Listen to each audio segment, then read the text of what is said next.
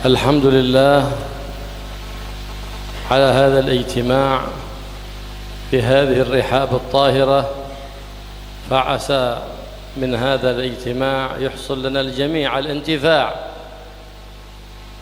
ممن اجتمعنا تعظيما لحرمتهم خلفاء النبي محمد صلى الله عليه وسلم من أحبابه وأوليائه وأهل بيته، فالله ينفعنا بهم وبأسرارهم وأنوارهم، ويبارك في هذه الحولية، يجعلها حولية مباركة يعود خيرها وأثرها ونورها علينا وعليكم وعلى أهلينا وأهليكم، ويمن علينا وعليكم بكمال المحبة لله ورسوله ولعباده الصالحين، وحينا على محبتهم ويحشرنا في زمرتهم في عافية وسلامة يا رب العالمين. Guru kita Al-Habib Abdullah bin Abdurrahman Al-Muhdhar, beliau membuka ceramahnya dengan memuji kepada Allah Subhanahu wa Ta'ala yang mengumpulkan kita di pertemuan yang penuh barokah ini, di tempat yang suci ini. Mudah-mudahan dengan pertemuan ini kita semua mendapatkan kemanfaatan dari Allah Subhanahu wa Ta'ala. Kita bersama-sama berkumpul karena kita mengagungkan mereka, para pewaris Nabi Muhammad sallallahu alaihi wasallam, para aulia, mereka orang-orang yang dicintai Nabi Muhammad sallallahu alaihi wasallam dari keturunan Nabi Muhammad sallallahu alaihi wasallam. Maka mudah-mudahan kita semua mendapatkan keberkahan daripada beliau-beliau, mendapatkan asrar, anwar dan segala kebaikan daripada beliau semua. Dan mudah-mudahan acara di malam hari ini, peringatan haul ini membawakan kebaikan, membawakan keberkahan, membawakan manfaat untuk diri kita, untuk kalian semua yang hadir, untuk keluarga kita, untuk umatnya Nabi Muhammad sallallahu alaihi wasallam. Dan kita memohon kepada Allah Subhanahu wa Ta'ala, mudah-mudahan Allah menghidupkan kita dalam keadaan Islam dan iman, dan kita semua dimatikan dalam keadaan Islam dan iman, dan mudah-mudahan kita semua dikumpulkan kelak di akhirat bersama mereka para aulia wassalihin. Amin ya rabbal alamin. فالأبناء ترجمت لآبائهم، فالحبيب حسين لم نعرفه لكن عرفنا ابنه الحبيب عبد الرحمن، فعرفنا أنه نعم المربي ونعم المربى، فشهدنا فيه ذلك المبنى لأنه شيد مبناه بالدعوة إلى الله. Anak itu adalah sebagai gambaran, ya, sebagai gambaran daripada orang tuanya. Kata beliau, saya tidak mengenal Al-Habib Husain bin Alwi As-Segaf Bahlega, tapi saya mengenal putranya. Maka saya bisa mengetahui bahwasannya Al-Habib Husain adalah sebaik-baik pendidik. Kenapa? Karena saya melihat putranya adalah sebaik-baik yang menerima pendidikan tersebut atau melaksanakan pendidikan tersebut dengan sebaik-baiknya. Karena pendidikan dari orang tua itu sebagai landasan bagaimana perilaku daripada anak tersebut. فتربية الآباء لأبنائهم على الأدب الحسن والخلق الحسن على منهج جد الحسن محمد صلى الله عليه وآله وصحبه وسلم يسعدون بأبنائهم في الدنيا وتقر أعينهم بهم في يوم القيامة. في الدنيا يكون ذكرهم حسن لأنهم ربوهم على الخلق الحسن. ونعم الترجمة للحبيب حسين بن علوي السقاف ابنه الحبيب عبد الرحمن بن حسين تغمده الله بواسع رحمته وجعل قبره روضة من رياض الجنان وجعله جوار أسلاف الصالحين يا رب العالمين. Pendidikan yang baik daripada orang tua untuk anaknya, pendidikan yang diambil dari sebaik-baik makhluknya Allah Jaddil Hasan, kakek Sayyidina Hasan bin Ali bin Abi Thalib. Maka pendidikan yang baik itu akan menjadikan orang tua meraih keberuntungan dari anaknya di dunia sekaligus akan meraih keberuntungan dari anaknya di akhirat. Orang tua yang mendidik anaknya dengan baik, maka tidak diragukan dia akan memetik buahnya di dunia sekaligus dia akan memetik buahnya kelak di akhirat.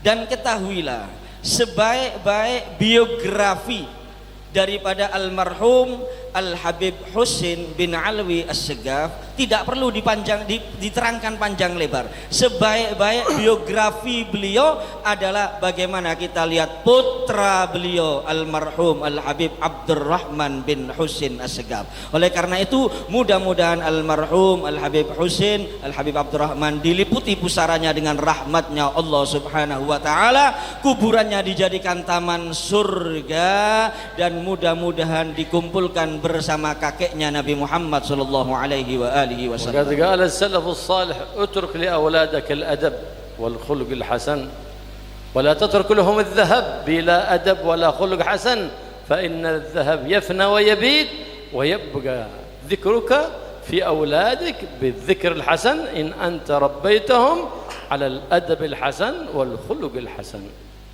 Berkata para salaf soleh, tinggalkan untuk anak-anak kalian itu adab dan juga pendidikan yang baik. Jangan meninggalkan untuk anak-anak kalian emas, harta, tapi tidak dididik dengan baik. Kenapa? Karena pendidikan yang baik itu akan langgeng. Kalau harta emas itu akan hilang, akan habis, akan fana semuanya. Ketika orang mendidik anaknya dengan pendidikan yang baik, maka ketika dia sudah wafat pun melihat akhlak anaknya baik, maka manusia akan menyebut-nyebut kebaikan orang tua yang mendidik anaknya dengan baik. فإن أخبار الأبناء تبلغ الأموات من الآباء والأجداد فتسر أرواحهم إذا بلغت لهم الأخبار الطيبة. Berita daripada perilaku anak-anak atau keturunan yang masih hidup itu perlu diketahui sampai kepada orang tua kita, datuk-datuk kita yang sudah berada di alam barzakh. Maka ketika perilaku kita perilaku yang baik dan sampai kepada mereka, otomatis itu akan membahagiakan mereka, orang tua kita dan datuk-datuk kita di alam barzakhnya. سيدنا عبد الله بن رواحة شاعر النبي محمد صاحب النبي محمد استشهد في غزوة مؤتة وكان له ابن في ليلة من الليالي بعد استشهاده رأى ذلك الابن في ليلة تأخر عن الجماعة مع النبي محمد صلى الله عليه وسلم فرأى والده سيدنا عبد الله بن رواحة يقول له يا بني لقد أخزيتني الليلة في عسكر الأموات الناس يتباهون بأبنائهم وأنا مستحي ما ترك الصلاة بل تخلف الجماعة خلف رسول الله محمد صلى الله عليه وآله وسلم. Seorang sahabat namanya Abdullah bin Rawaha, syair sekaligus sahabat Nabi Muhammad sallallahu alaihi wa alihi wasallam. Beliau meninggal mati syahid di peperangan Mu'tah. Maka diceritakan pada satu saat putra beliau, putra daripada sahabat Abdullah bin Rawaha ini ketinggalan sholat jamaah di belakangnya Nabi Muhammad sallallahu alaihi wasallam. Terlambat sholat jamaah di belakangnya Nabi Muhammad sallallahu alaihi wasallam. Maka di malam itu putra daripada Abdullah bin Rawaha ini mimpi melihat ayahnya dalam tidurnya, dan si ayah menegur dia. Si ayah menyatakan kepada putranya ini, wahai putraku, kamu telah membuat aku malu di hadapan para arwah di alam arwah. Kamu telah membuat aku malu di hadapan para arwah. Kamu ketinggalan sholat jamaah di belakangnya Nabi Muhammad sallallahu alaihi wasallam. Mereka semua yang ada di alam arwah membanggakan anaknya, tapi kamu membuat aku malu karena kamu terlambat sholat jamaah di belakangnya Nabi Muhammad SAW. Ini bukan meninggalkan sholat para hadirin yang dirahmati Allah. hanya ketinggalan sholat jamaah saja maka mendapatkan teguran, membuat tidak bahagia orang tuanya yang ada di alam barzakh. فالنبي محمد صلى الله عليه وسلم أخبرنا أن المرء مع من أحب، فكل من تعلق قلبك به في الدنيا فإنك تبعث معه يوم القيامة. مهما عبد الإنسان، مهما تعلم الإنسان، لا يبعث يوم القيامة إلا مع من أحب. Nabi SAW dalam hadis sudah dengan jelas menyatakan, seseorang itu besok di akhirat akan dikumpulkan bersama orang yang dia cintai. Jadi tergantung siapa yang kita cintai, yang ada dalam hati kita siapa, para hadirin. Walaupun orang itu banyak ibadah, walaupun orang itu banyak ilmu, tetap nanti di akhirat dia tidak akan berkumpul kecuali dengan orang yang dia cintai dalam hatinya. فإذا كان عند ذكر الصالحين تتنزل الرحمات، فكيف بخدمة الصالحين؟ فكيف بمن أسدى معروفا للصالحين؟ فإنه يبعث معهم يوم القيامة من المقربين. Kalau disebutkan namanya orang soleh saja turun rahmat. Bisa dibayangkan bagaimana kalau ada orang yang bukan cuma nyebut orang soleh, khidmah kepada orang soleh, membantu kepada orang soleh, berkorban untuk orang soleh, maka dia, kita yakin, bukan cuma mendapatkan rahmat, tapi nanti di akhirat dia akan mendapatkan kedekatan khusus dengan orang-orang yang soleh. وخدمة سيد الصالحين محمد بإظهار شريعته وإحياء سنته ومحبة أهل بيته. Dan khidmah kepada Nabi Muhammad SAW itu dengan kita menunjukkan ajaran beliau, melaksanakan ajaran beliau, dan juga dengan kita cinta kepada keluarganya Nabi Muhammad SAW. في ليلة من الليالي كان هناك صحابي جليل امتلأ قلبه محبة بالنبي محمد صلى الله عليه وسلم، يقال له ربيعة بن مالك. قال الليلة أنا حارس النبي محمد صلى الله عليه وسلم، فبأت طول الليل يحرس النبي محمد صلى الله عليه وسلم. فلما خرج الصباح فإذا ربيع بن مالك على الباب، بأت طول الليل يحرس النبي محمد صلى الله عليه وسلم. فنظر إليه النبي محمد متهللا وجهه فرحا وسرورا، وكان إذا تهلل وجهه وسرعا كأن وجهه القمر صلى الله عليه وسلم. فقال يا ربيعة اطلب تعطى، فما طلب شيء، ما قال أريد شيء من متاع الدنيا، لا طلب مال ولا طلب زوجة ولا طلب عيال، لكن بالبديهة قال يا رسول الله أسألك مرافقتك في الجنة. لم يطلب الجنة بل سأل مرافقة الحبيب في الجنة، إذ جنة ما فيها محمد جحيم، كما قال الحبيب علي حبشي من جنة ما شاقني من وصفها إلا لكون الحب فيها خيما. هكذا المطلب العالي، هكذا الهمة العالية. بتعرف من هذا ومن هذا، اعرف همته بتعرف من هو، لا تقول من هذا، اعرف همته. فكانت همة الحبيب عبد الرحمن في الدعوة إلى الله عالية، فلهذا عرفنا من هو. ومن كان همته في الداني فهو في الدنو، ومن كان همته في العالي ورضا الباري واتباع الهادي فذاك هو الذي همته عالية. ومن تدنى دنت به همته ولو يكن عاليا في الزبرقان، فاجعل همتك عالية واقتدي بالهادي محمد والخلفاء النبي محمد. فالله يجعلنا وإياكم من المقتدين بالحبيب محمد صلى الله عليه وسلم وبخلفائه من الأولياء والصالحين، ويحيينا على محبتهم ويحشرنا في زمرتهم في عافية وسلامة يا رب العالمين. Ada seorang sahabat namanya Rabi'ah bin Malik. Dia penuh hatinya dengan kecintaan kepada Nabi Muhammad SAW. Sehingga beliau menyatakan pada satu malam, saya ini sangat cinta dengan Nabi Muhammad SAW. Akhirnya beliau semalam suntuk menjaga Nabi Muhammad di rumahnya, berada di depan rumahnya Nabi Muhammad semalam suntuk. Pagi hari Nabi Muhammad ketika keluar dari rumah, dilihat kok ada Rabi'ah bin Malik ini di hadapan rumahnya, menjaga rumah beliau, mengawasi rumah beliau karena penuh cinta kepada Nabi Muhammad SAW.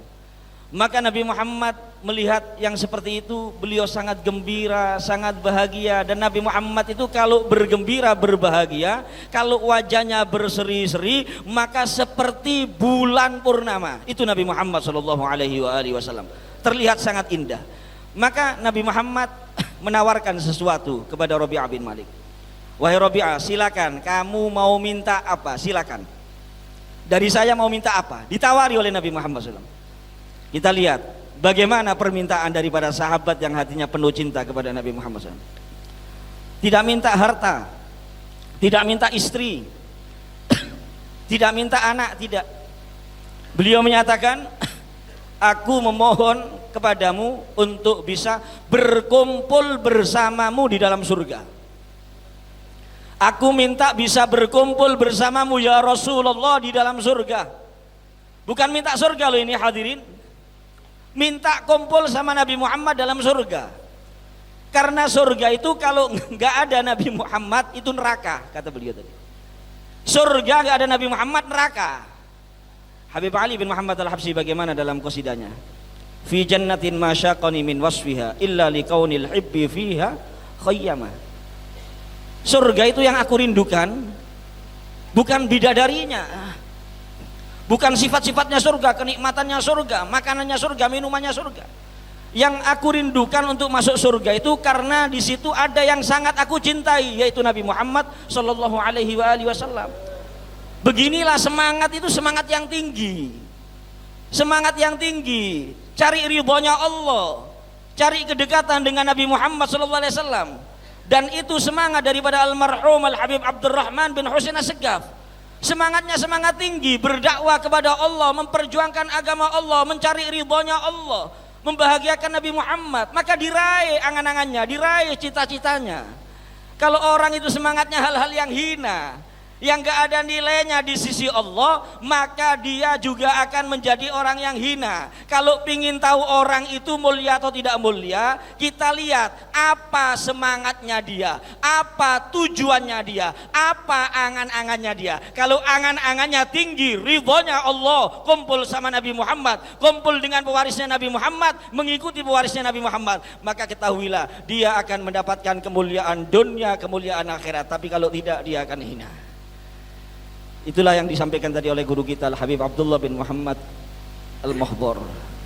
Mudah-mudahan bermanfaat, dan jika saya dalam terjemahan ada kekurangan atau ada kelebihan, mohon maaf yang sebesar-besarnya. Walafu minkum. Assalamualaikum warahmatullahi wabarakatuh.